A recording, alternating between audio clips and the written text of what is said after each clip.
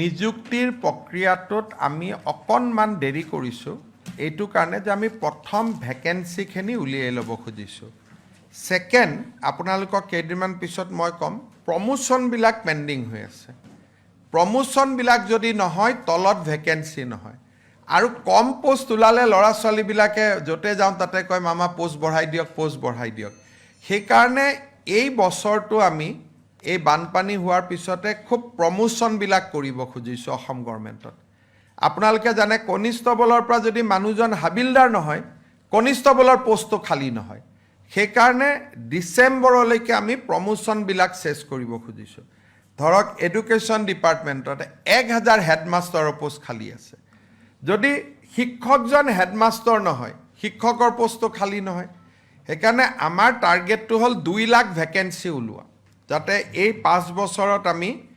2 লাখ বা মোটামুটি 2 লাখ নিযুক্তি দিব পাৰোঁ সেইকাৰণে এই বছৰটোত আমি প্ৰমোশ্যনখিনি কৰিম যাতে ম্যাক্সিমাম ভেকেন্সি উলিয়াব পাৰোঁ আৰু 2027 চনৰ পৰা আমি এপইণ্টমেণ্টবিলাকৰ কাম আৰম্ভ কৰিম 26 চনটো আমাৰ হ'ল